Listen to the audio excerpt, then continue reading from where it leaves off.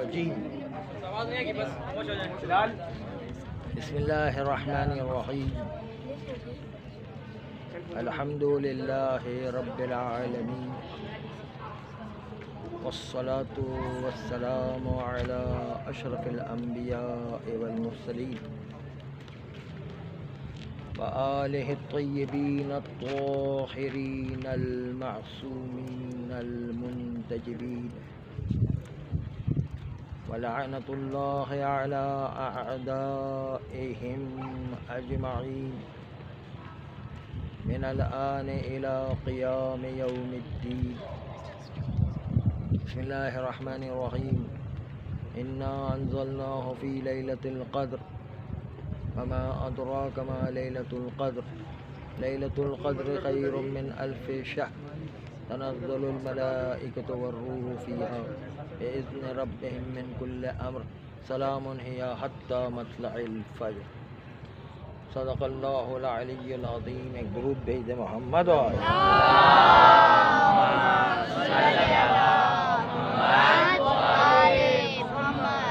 عزیزان محترم، آج جیسے کہ آپ کو علم ہے کہ شب قدر کی شب بھی ہے اور مولا کی شہادت کی شب بھی ہے. السلام علیکم. اور دونوں بہت اہم ہے. چنانچہ شب قدر میں اللہ خود آج دعوت دے رہا ہے کہ آؤ میرے بندو، اپنی تقدیر خود لکھوا کر جاؤ. آج ہر آدمی کو اختیار دیا گیا کہ اپنی تقدیر خود اپنے ہاتھ سے لکھے. پیسہ چاہیے وہ بھی مل جائے گا، مال و دولت چاہیے، بنگلہ چاہیے، بیوی چاہیے، گاڑی چاہیے، کیا چاہیے؟ اللہ جو ہے بیٹھا ہوا ہے. جو کچھ چاہیے آج کی رات مانگ لیجئے. جنت چاہیے، حوریں چاہیے، قصور چاہیے، جنت کی نہریں چاہیے، شہد کی نہریں، دودھ کی نہریں، کیا چاہیے؟ سب کچھ جو ہے آج اللہ دینے کو بیٹھا ہوا ہے. آپ اپنی تقدیر خود ہی لکھوا لیجیے. آج ایک رات محنت کرے، پورا سال آرام کرے. پورا سال آسائش ہی آسائش. کوئی پریشانی نہیں، کوئی مصیبت نہیں، کوئی ایکسیڈنٹ نہیں، کوئی حادثہ نہیں، کوئی پریشانی نہیں، اور ہر وقت آسانی کے ساتھ زندگی گزارے.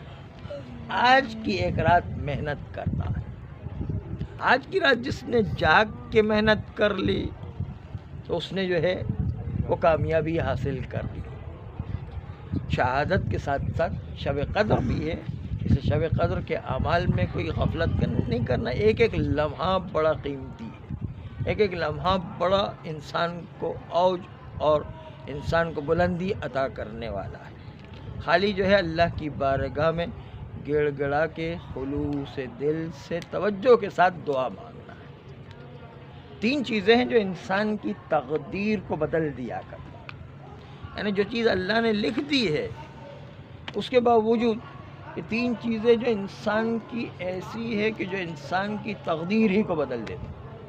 جو لکھا ہوا اللہ کے لکھا ہوا ہے وہ بھی تبدیل ہو جایا کرتا. اگر جو ہے اعمال جو کتابوں میں یا پمفلیٹس میں لکھے ہوتے، اس کے علاوہ 2 عمل ایسے ہیں کہ جو کتابوں میں نہیں لکھے ہیں اور پمفلیٹ اور کاغذ وغیرہ میں بھی لکھے ہوئے نہیں آتے. ایک ہے نماز شب، جو روزمرہ کی نماز شب ہے اس کو فراموش نہیں کرنا، وہ بھی بہت ہے. اور دوسرا ہے صدقہ. صدقہ جو ہے لکھا نہیں جاتا ہے لیکن اس کے باوجود بہت اہم. دونوں کی بڑی اہمیت ہے. چنانچہ کتابوں میں نہ لکھا جائے یا جو ہے وہ پمفلیٹ میں نہ لکھا جائے، پھر بھی ان چیزوں کو فراموش نہیں کرنا. جس طرح نماز شب کی ہر رات اہمیت ہوتی، شب قدر میں اسی طرح 1000 مہینوں سے زیادہ شب قدر کی اور صدقے کی اہمیت ہے. اس لیے اس کو بھول نہیں جائیے گا. خالی آپ لسٹ میں یہ نہیں دیکھیں کہ یہ چیز جو ہے ختم ہو گئی، یہ چیز پڑھ لی ہم نے، یہ چیز پڑھ لی، لیکن یہ 2 چیزوں کو، نماز شب کو اور جو صدقے کو نہیں بھولیے. چاہے 5 روپے کا صدقہ دے لیکن صدقہ دے ضرور. غریب آدمی بھی تو 5 روپے نکال سکتا ہے کہ نہیں؟ کم سے کم 5 روپے کا صدقہ نکالے تاکہ آج شب قدر کا صدقہ ہو جائے، تو آپ کو یہ 5 روپے 1000 مہینے سے زیادہ افضل ہو جائیں گے۔ آپ سوچیں 5 روپے ہے لیکن 1000 مہینے سے افضل ہو جائے گا، ایک نماز شب ہے لیکن 1000 مہینے سے افضل ہو جائے گی وہ نماز شب۔ تو آپ جو ہے خالی برابر نہیں کہ 1000 مہینے کے برابر، بلکہ 1000 مہینے سے افضل۔ لیکن یہ کام کیا کرنا، یا حتی مطلع الفجر، قرآن نے عرض کیا کہ یہ آپ کو ٹائم ملا ہے فجر طلوع ہونے سے پہلے یا حتی مطلع الفجر، یہ اس کا ٹائم فقط یہ کہ جب تک صبح کی اذان نہیں ہو جاتی، طلوع فجر نہیں ہو جاتا، تب تک آپ کو مہلت ہے، رات کو مہلت ہے، دن میں یہ مہلت نہیں ہے، خالی رات کے وقت یہ کام انجام دیں۔ مہلت آپ کو رات کو ملی ہوئی، فجر کی اذان ہوئی وہ مہلت ختم ہو گئی، ختم، مسئلہ فنش۔ جیسے آپ نے دیکھا ہوگا کہ ایک بیماری آتی ہے، اس کا علاج اگر وہ چاہے تو 2 پیسے کے ڈسپرین سے کر سکتا ہے، ایسپرین سے کر سکتا ہے، 2 پیسے کے ایسپرین سے اس کا بخار اتر جائے گا۔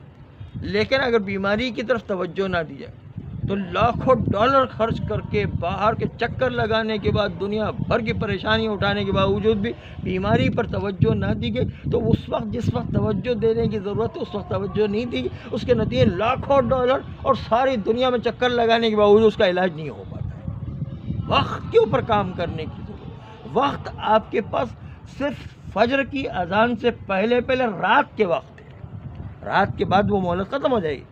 آپ کو جو چاہیے آج رات کو مانگیں۔ 3 چیزیں انسان کی تقدیر کو بدل دیا کرتا ہے۔ نمبر 1 صدقہ، نمبر 2 دعا، اور نمبر 3 صلہ رحم، دوسروں پر جو رحم کرنا، غریبوں پر رحم کرنا، اپنے رشتہ داروں پر رحم کرنا، اور جو ہے جس کی جو ہے جس کی ضروریات اس کو پورا کرنا۔ آئیے تینوں کی چھوٹی چھوٹی مثالیں ملاحظہ کریں، آپ کی زحمتوں کو مصائب کو ختم کریں۔ صدقہ ایک ایسی چیز ہے جو انسان کو بلاؤں سے دور رکھتا ہے۔ جیسے حضرت عیسیٰ علیہ السلام ایک دفعہ گزر رہے تھے شہر سے، تو دیکھا کہ وہاں پر جو ہے بارات آئی ہوئی تھی اور شادی کا پورا سما تھا، وہاں پر دھوم دھڑاکے ہو رہے تھے، عورتوں نے اچھے اچھے کپڑے پہنے ہوئے تھے اور بچے نئے نئے کپڑے پہن کے گھوم رہے تھے، بڑی خوشی کا ماحول تھا، بڑے جو شور شرابہ ہو رہا تھا۔ ابھی نئی نئی بارات آئی تھی، نئی نئی دلہن آئی ہوئی تھی، اس لیے بہت شور شرابہ چل رہا تھا۔ آج کل کے زمانے تو پتہ نہیں کیا چیزیں ہیں، لیکن اس زمانے میں جو ہے وہ دلہنیں جب آیا کرتی تو پورا محلہ پورا شہر جمع ہو جایا کرتا۔ آج کل جو ہے پتہ ہی نہیں چلتا کہ برابر کے گھر میں بھی شادی ہو رہی تھی، پتہ ہی نہیں چل رہا ہوتا ہے۔ اس زمانے میں ایسا تھا کہ وہ پورا محلہ پورا شہر جمع ہو جایا کرتا، تو یہ پورا شہر جمع ہو کر کے جو ہے بہت خوشی منا رہے ہیں۔ حضرت عیسیٰ علیہ السلام نے کہا افسوس کہ کل اسی دلہن کا جنازہ نکلے گا۔ تمام حواریوں نے سنا، ان کے جو ہے ماننے والوں نے سنا۔ ایک مرتبہ جب نبی خدا نے ایک بات کہہ دی، حضرت عیسیٰ نے کہہ دی، تو وہ تو جو ہے نبی خدا ہے، کوئی جھوٹ تو نہیں بولے گا۔ ایک مرتبہ جب جو ہے دوسرا دن آیا، انہی 12 حواریوں میں سے ایک اتفاق سے اسی علاقے سے گزرا۔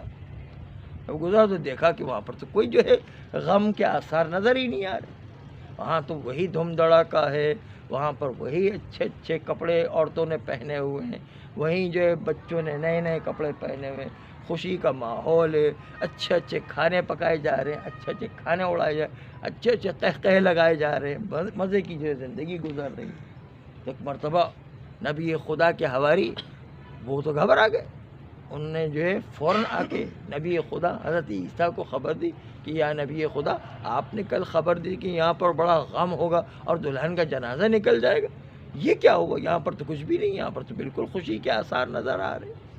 ایک مرتبہ کہا چلو میرے ساتھ، کیونکہ نبی کا اعتماد ختم ہو جائے کہ ایک 24 گھنٹے کی بات میری صحیح نہیں ہو رہی تو قیامت تک کی بات میری کہاں لوگ مانیں گے، اس لیے جو اپنی بات کو ثابت کرنے کے لیے نبی خدا چلے، حضرت عیسیٰ علیہ السلام حواری کو لے کر کے چلے، اور چلنے کے بعد ایک مرتبہ کہا کہ میرے سوال کا جواب جو ہے یہ دلہن خود ہی بتائے گی۔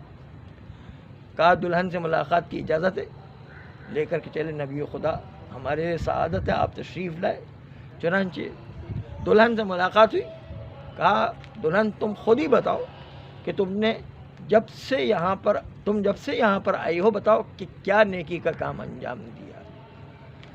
کبھی نے کوئی نیکی کا کام تو انجام نہیں دیا، لیکن مجھے ایک چیز یاد آتی کہ جب میں نئی بیاہ کر کے اس گھر میں آئی تھی تو اس وقت ماحول بھی ایسا تھا کہ جو ہے دلہن عام طور پر ادھر ادھر جایا نہیں کرتی تھی، لیکن اس کے باوجود دروازے پر ایک فقیر آیا اور آنے کے بعد کہا اللہ کے نام پر مجھے کھانا کھلا دو۔ تو ایک مرتبہ میں نے دیکھا کہ کوئی جو ہے توجہ نہیں دے رہا ہے فقیر کی طرف، کوئی توجہ نہیں اس لیے دے رہا ہے کہ ہر ایک خوشی میں لگا ہوا، ہر ایک دم دھڑاکے میں لگا ہوا، ہر ایک جو ہے وہ اپنی خوشی منانے میں لگا ہوا، کسی کو جو ہے فرصت ہی نہیں، کسی کو جو ہے توجہ ہی نہیں کہ فقیر کی طرف بھی توجہ دے۔ چنانچہ فقیر کی طرف توجہ دی، اور فقیر کی طرف توجہ دینے کے بعد میں نے باورچی خانے میں جا کر ایک چھوٹی سی غذا کا انتظام کیا، روٹی اور کچھ کھانا لا کر کے اس فقیر کو دے دیا۔ چنانچہ اس فقیر نے بہت شکریہ ادا کیا۔ وہ فقیر کو جو کھانا دیا شاید یہ نیکی میرے کام آ گئی۔ کہا کہ ہاں یہی بات ہے کہ تم نے راہ خدا میں ایسے موقع پر فقیر کو کھانا دیا، چنانچہ ہوا یہی کہ جو تمہاری موت تھی وہ موت، آنے والی موت ٹل گئی۔ اور پھر یہ کہہ کر ایک مرتبہ اس دلہن کا گدا الٹا تو دیکھا کہ وہاں پر ایک سیاہ رنگ کا اژدہا تھا، سیاہ رنگ کا سانپ تھا۔ کہا یہی جو ہے دلہن کی موت، لیکن چونکہ اس نے صدقہ دیا اس لیے اس سانپ سے یہ غلطی ہوئی کہ سانپ نے اپنی ہی دم کو اپنے منہ میں رکھ دیا، جس سے اس کی موت واقع ہو گئی، اور اس کے نتیجے کے اندر وہ سانپ ہی مر گیا۔ دلہن کے مرنے کے بجائے وہ سانپ ہی مر گیا۔ چنانچہ صدقے کی وجہ سے اس دلہن کی آتی ہی موت ٹل گئی، یعنی وہ موت جو پروردگار عالم نے لکھ دی تھی دلہن کے لیے، لیکن صدقے نے اس موت کو ٹال دی۔ تو آپ نے دیکھا لکھی ہوئی چیز کو بھی صدقہ ٹال دیا کرتا۔ اسی طرح دعا، ایک نوجوان تھا جو بہت دیندار، بہت شریف اور بہت نیک تھا۔ ایک مرتبہ وہ جتنا نیک تھا اس کی بیوی اس سے زیادہ نیک، اور یہ کبھی کبھی پیش آتا ہے کہ دونوں نیک ہوں۔ چنانچہ اس نے اللہ کی بارگاہ میں بہت دعا کی کہ پروردگارہ میری غربت کو دور کر دے۔ وہ بہت غربت میں زندگی گزارا کرتا، اتنا اللہ کو دعا کیا، اتنا دعا کیا، اتنی دعا کی کہ پروردگار عالم نے ایک دن فرشتہ بھیج دیا کہ تم نے اتنی دعا کی کہ تمہارے تقدیر میں ویسے تو غربت تھی، لیکن اب اللہ نے تمہاری تقدیر تمہاری دعاؤں کی وجہ سے بدل دی ہے، اور تمہاری آدھی عمر جو رہ گئی ہے وہ آسائش میں گزرے گی اور آدھی عمر غربت میں گزرے گی۔ چنانچہ بتاؤ تمہیں شروع کی آدھی عمر آسائش میں چاہیے اور بعد کی غربت میں، یا شروع کی غربت چاہیے اور بعد میں آسائش چاہیے؟ مثلا 30 سال اگر اس کی عمر رہ گئی تو 15 سال پہلے آسائش چاہیے اور بعد کے 15 سال غربت میں، یا پہلے جو ہے وہ غربت میں 15 سال اور بعد کے 15 سال آسائش میں چاہیے؟ کون سی زندگی، آدھی زندگی جو تم آسائش میں چاہتے ہو؟ اس نے کہا کہ میں اپنی بیوی سے مشورہ کر کے بتاؤں۔ یہاں جو بیوی سے مشورہ کرنے کی ضرورت ہے، اس لیے کہ گھر کا نظام چلانے، خرچہ چلانے میں بیوی کا ہاتھ ہوا کرتا ہے، اس لیے یہاں پر بیوی سے مشورہ کرنا ضروری ہوا کرتا ہے۔ ہاں جو واجبات ہے، مستحبات ہے، اس میں کوئی بیوی سے پوچھنے کی ضرورت نہیں کہ میں داڑھی رکھوں یا نہیں رکھوں۔ ہاں یہ جو ہے داڑھی رکھنے کے لیے بیوی سے مشورہ کرنے کی ضرورت نہیں ہے۔ تو ایک مرتبہ فرشتے نے کہا ٹھیک ہے، کل پھر میں دوبارہ آؤں گا اور پھر بتانا کہ تمہیں آدھی عمر پہلے کی 15 سال جو ہے آسائش میں چاہیے یا بعد کے 15 سال آسائش میں چاہیے، کیسے جو ہے آسائش میں چاہیے۔ کہا ٹھیک ہے۔ دوسرے دن پھر فرشتہ آیا، کہا مشورہ ہو رہا ہے، مشورے میں طے ہوا کہ شروع کے 15 سال آسائش میں چاہیے۔ چنانچہ شروع کے 15 سال آسائش میں مل گئے، اور اب تو چھپڑ پھاڑ کے اللہ پیسہ دے رہا ہے، اور جس مٹی میں بھی ہاتھ ڈالے سونا بن جاتا ہے، اور پیسے آنا شروع ہو گئے۔ دھڑا دھڑ مال آنا شروع ہو گیا. اب جو ہے دھڑا دھڑ پیسے جو آئے تو بیوی نے ایک دن جو ہے شوہر سے کہا کہ ہم غربت کی زندگی گزار چکے، ہمیں پتہ ہے کہ غربت میں کتنی پریشانیاں ہوتی ہیں، چلو اللہ نے ہمیں پیسہ دیے تو ہم اپنے رشتہ داروں کو، اپنے جاننے والوں کو، اپنے پڑوسیوں کو کیوں جو ہے وہ پیسے سے مالا مال نہ کریں، ان کی مصیبتوں کو دور نہ کریں، ان کی آسائشوں کو فراہم نہ کریں، ہم جو ہے سب کا خیال رکھیں گے. چنانچہ شوہر نے کہا اتنی یہ تو بہت ہی نیک بات ہے، اچھی بات ہے، چلو سب کو دیتے. چنانچہ رشتہ داروں کو دینا شروع کیا، پڑوسیوں کو دینا شروع کیا، جاننے والوں کو دینا، سب کو دیتے جا رہے ہیں. اور جتنا دیتے ہیں اتنی دولت اور بڑھتی جا رہی ہے، ڈبل ہوتی جا رہی. سخاوت کے نتیجے دولت بڑھتی ہے، سخاوت کے نتیجے دولت کم نہیں ہوتی ہے.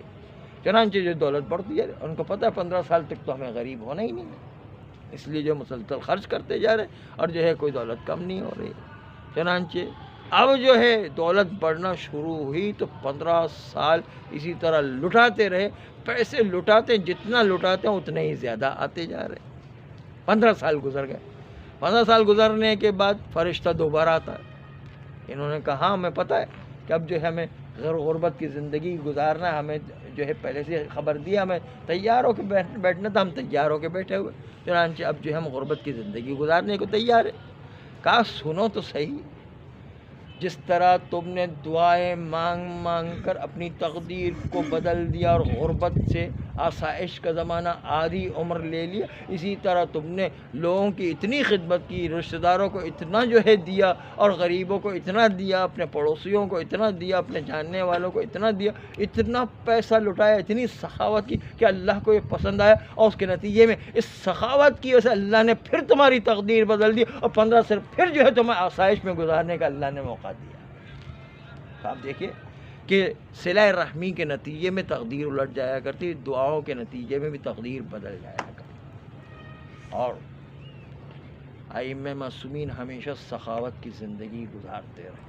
خود بھلے پریشانی دیکھتے تھے لیکن اس کے باوجود سخاوت کی زندگی گزارا کرتے تھے. چنانچہ مولا کے سر پر جو ضربت لگی، اور ضربت کے نتیجے میں آج مولا حسن یونان کا ایک ماہر طبیب لے کر آتے، اور آنے کے بعد مولا حسن جو ہے جو یونان کا ایک بہترین طبیب کوفہ میں تھا، سب سے بڑا ماہر طبیب، اس کو جب لے کر کے آئے تو ایک مرتبہ وہ یونانی طبیب نے آ کر مولا علی کے سر اقدس کو دیکھا، اور دیکھنے کے بعد وہاں بیٹھا بھی نہیں، باہر جانے لگا. مولا حسن نے کہا اگرچہ کہ مولا حسن ہر چیز جانتے ہیں لیکن ظاہری طور پر جو ہے انسانوں کی روش میں چلنا ہے. چنانچہ ظاہری طور پر کہا کہ اے طبیب آخر تو نے بتایا نہیں کہ کیا میرے بابا پر گزر رہی ہے. ایک مرتبہ کہا کہ ارے تمہارے بابا، ارے مجھے تو تعجب ہے کہ ابھی تک زندہ کیسے، ان کے مغز تک زہر پہنچ چکا ہے. صبح تک پہلے وصیت کروا لو ورنہ صبح بھی دیکھنے نہ پاؤ گے. کہا اے طبیب ذرا آہستہ بولو، پردے کے پیچھے میری بہنیں زینب و ام کلثوم سن رہی ہے، اگر ان کے کانوں میں بات پڑے گی تو ہائے وہ گریہ و کوہرام بپا ہو جائے گا.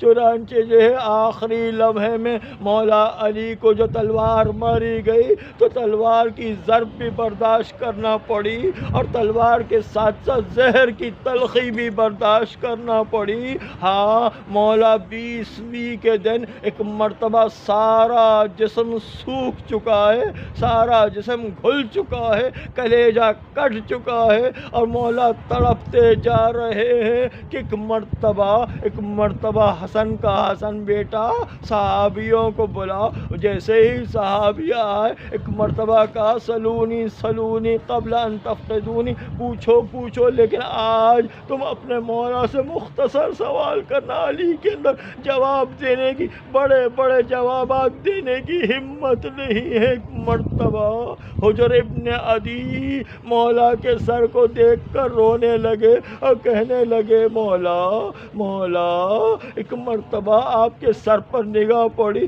تو آپ کی کھال کا رنگ اور جو زرد پٹی حکیم نے باندھی ہے اس میں کوئی فرق نظر نہیں آتا، زہر کا اثر آپ کے پورے جسم میں پھیل چکا ہے. روتا جاتا تھا، مولا نے کہا اس وقت تمہاری کیا حالت ہوگی جب تم سے کہا جائے گا کہ علی سے بیزاری اختیار کرو۔ ابھی علی کا جملہ ختم نہ ہونے پایا تھا کہ حجر ابن عدی نے کہا کہ میں خدا کی قسم اس کو قبول نہیں کروں گا، کہاں ایسا ہی ہوگا اور تم میری وجہ سے شہید ہو جاؤ گے، میرے نام پر شہید ہو جاؤ گے۔ چنانچہ اصحاب کو وصیتیں کی، اصحاب کو وصیت کرنے کے بعد کہا بیٹا حسن دیکھو ابن ملجم پر صرف ایک وار کرنا اور اس کے علاوہ جو ہے کوئی زیادہ کسی سے بنی ہاشم جھگڑا نہ کرے، کسی کو قتل و غارت کا میدان گرم نہ کرے میرے بہانے سے، اور دیکھو ابن ملجم کو مسلح نہ کرنا۔ مسلح عربی زبان میں اس کو کہا جاتا ہے ناک کان آنکھ کاٹ کر نکال دیا جائے، ہاتھ پیروں کو کاٹ دیا جائے، سینے کو چیر دیا جائے، ایسا مسلح نہ کرنا، اس لیے کہ میں نے تمہارے نانا رسول اللہ سے سنا ہے کہ کتا بھی مر جائے تو اس کا مسلح نہ کیا کرو، اس لیے ابن ملجم کا مسلح نہ کرنا۔ میں ہاتھوں کو جوڑ کر کہوں گا مولا آپ نے اپنے قاتل ابن ملجم پر اتنا رحم کیا، آئیے کربلا میں دیکھیے عمر سعد اعلان کرتا جا رہا ہے ہائے اے عرب کے ماننے والوں، تمہیں تو پتا ہے کہ عرب میں جب پوری دشمنی نکالی جاتی ہے، پورا بدلہ لیا جاتا ہے تو لاشیں کو پامال کر دیا جاتا ہے، چنانچہ 20 گھوڑے نال بندی کرتے اور حسین کے لاشیں کو پامال کر دیا جاتا ہے۔ لا لعنت اللہ علی القوم الظالمین وسيعلم الذين ظلموا أي منقلب ينقلبون۔ بارے ہماری اس قلیل عبادت کو قبول فرما، ہمارے گناہ کبیرہ و صغیرہ کو معاف فرما، ہمیں گناہوں سے بچنے کی توفیق عطا فرما، نسلاً بعد نسل ایسی اولاد عطا فرما جو روز قیامت تک امام زمانہ علیہ السلام کے سچے سپاہی قرار پائے۔ پروردگارہ حوزات علمیہ کی حفاظت فرما، مراج اعدام کی حفاظت فرما، انقلاب اسلامی ایران و عراق و لبنان و بحرین کی حفاظت فرما، ہم سب کو بھی امام زمانہ علیہ السلام کا سچا سپاہی قرار دے دے، ان کے آوان و انصار میں شامل کر کے جامع شہادت نصیب فرما۔ ان اللہ و ملائکتہ یصلون علی النبی یا ایھا الذین آمنوا صلوا علیہ وسلموا تسلیما۔